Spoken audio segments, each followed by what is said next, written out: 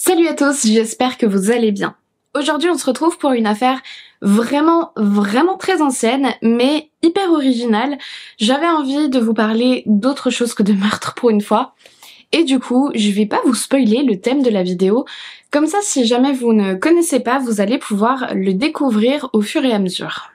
On dit parfois que cette histoire est l'un des premiers faits divers français, alors laissez-moi vous raconter l'affaire Martin Guerre, et puis, comme d'habitude, installez-vous bien confortablement, éteignez vos lumières et dès que vous êtes prêts, c'est parti.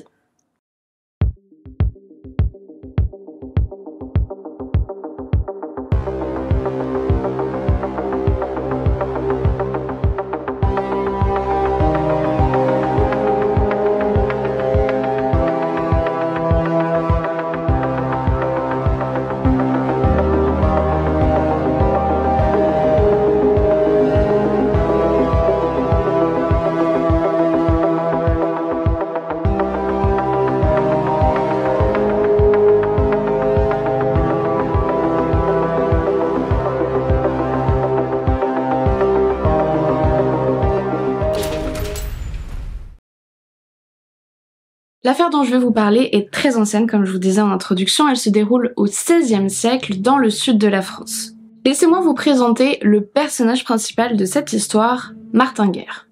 Martin Guerre, ou Martin Daguerre à l'origine, ou même Aguerre, puisque les noms de famille à cette époque évoluaient beaucoup, est né aux alentours de l'année 1524 dans le Pays Basque.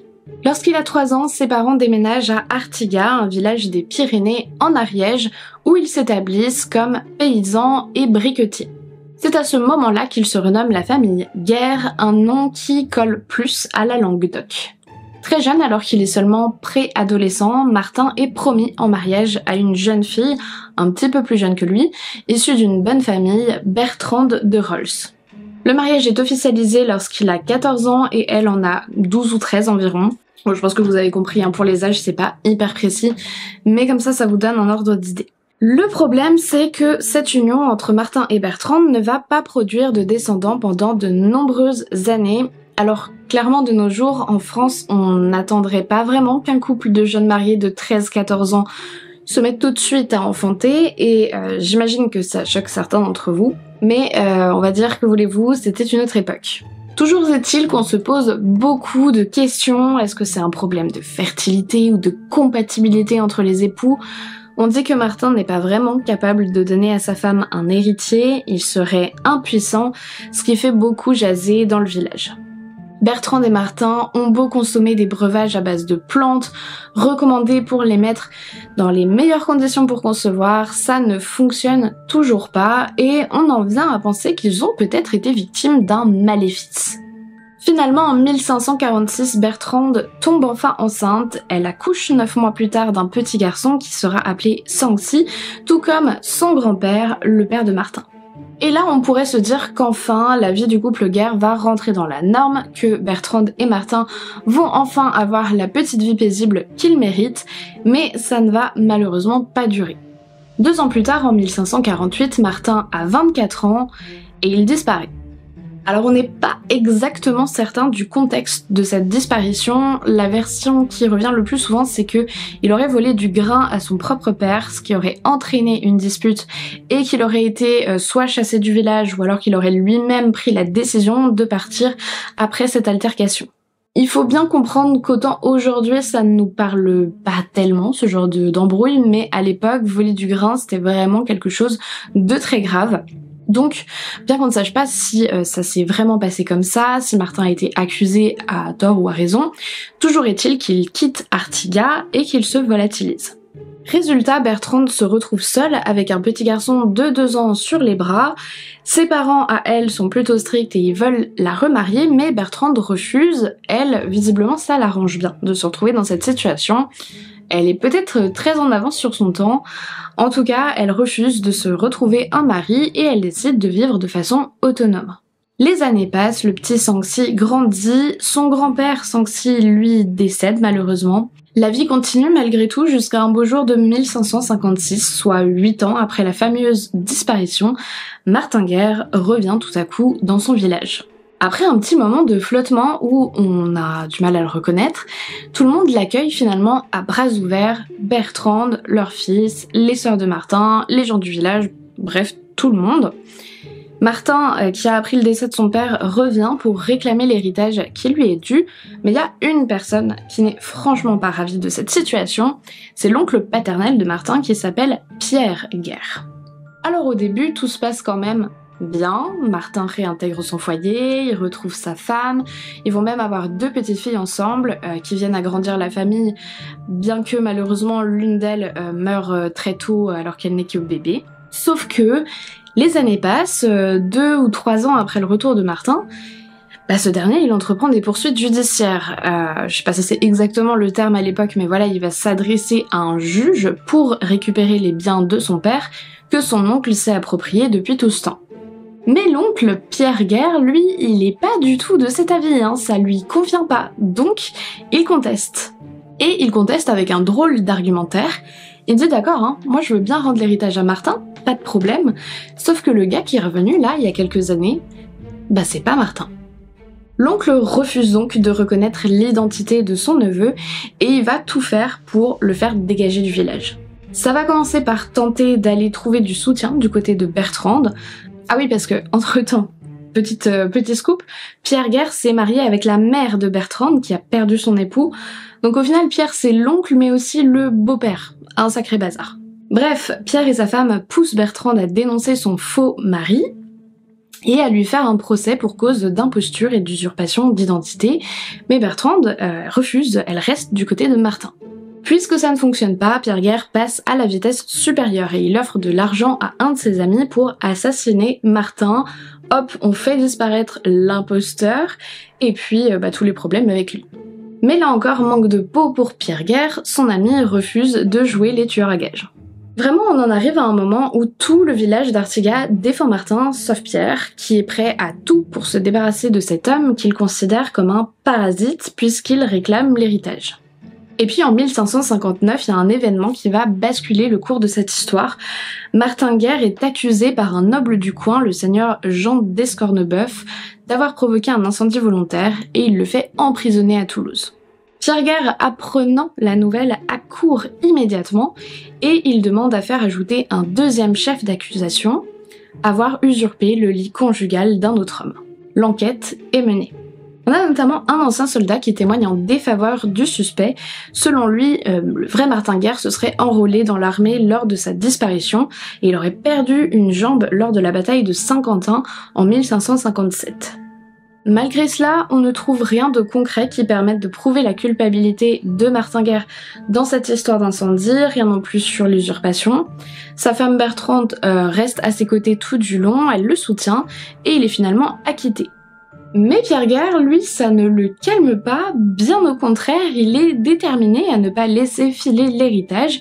Il est toujours persuadé que c'est pas son neveu qui est revenu au village et il veut à tout prix le prouver.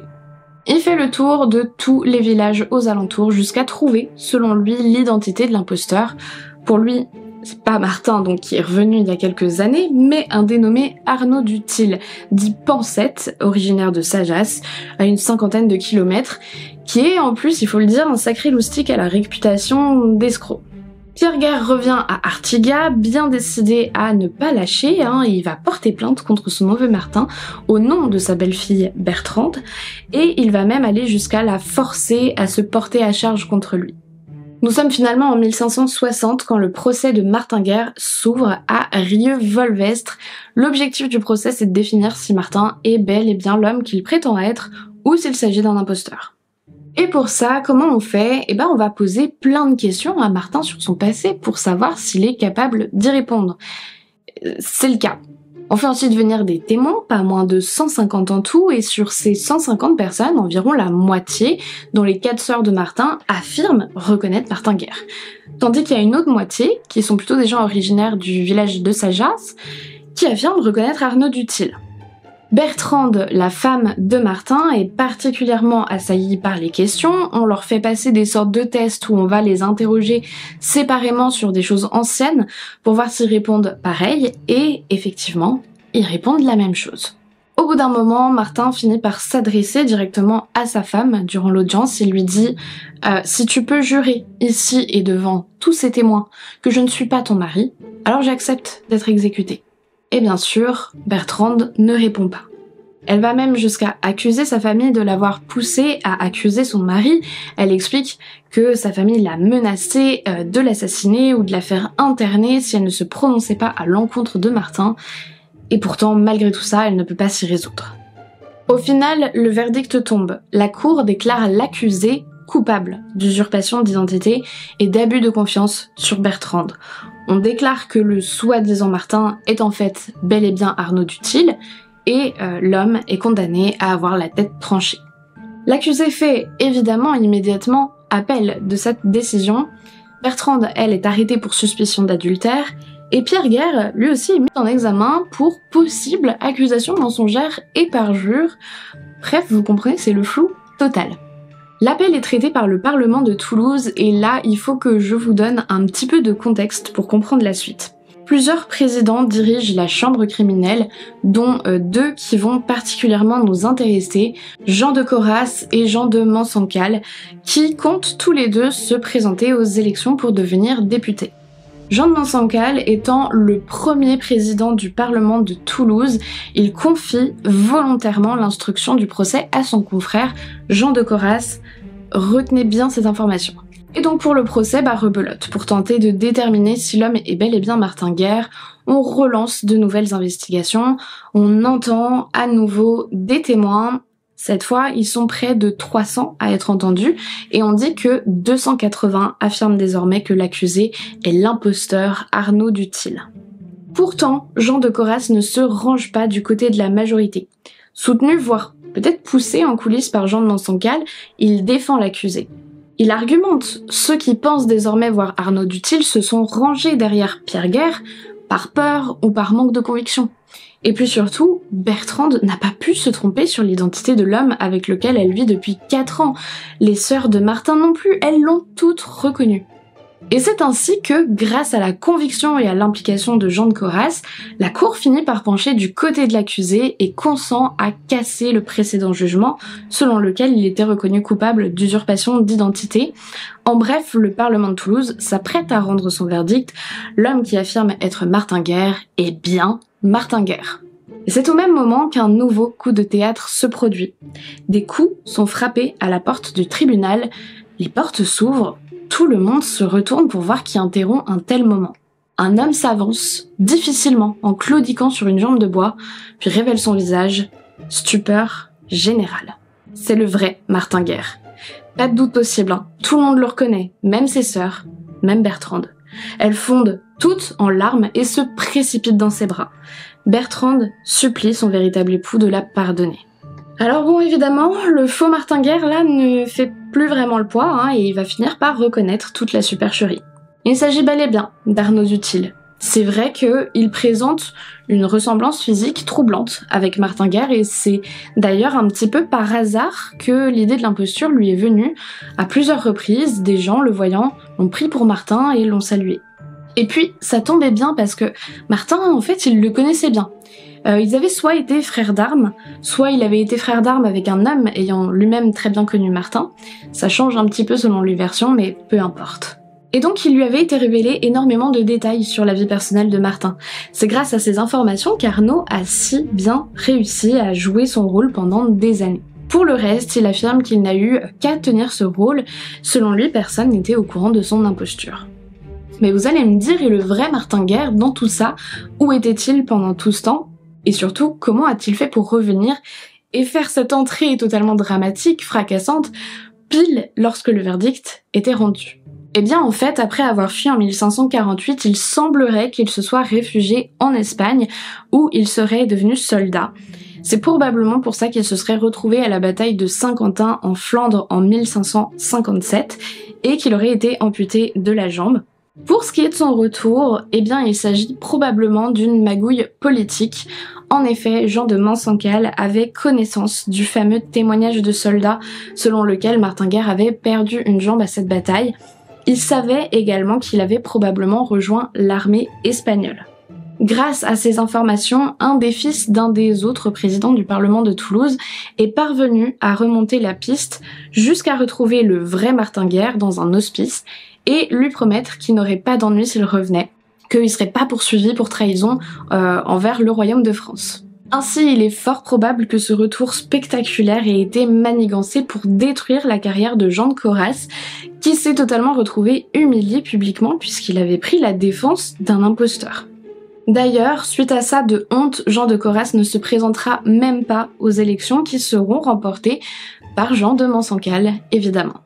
La fin de l'histoire n'est pas bien drôle malheureusement. Pour avoir joué le rôle de Martin Guerre pendant presque 4 ans, Arnaud Duthil est condamné à mort le 12 septembre 1560. Son exécution a lieu 4 jours plus tard et elle est assez terrible. On le met en habit de pénitent avec la corde au cou, on le fait passer dans toutes les rues du village d'Artigat pour demander pardon aux villageois qu'il a dupés, mais aussi de façon plus symbolique au roi et à Dieu également.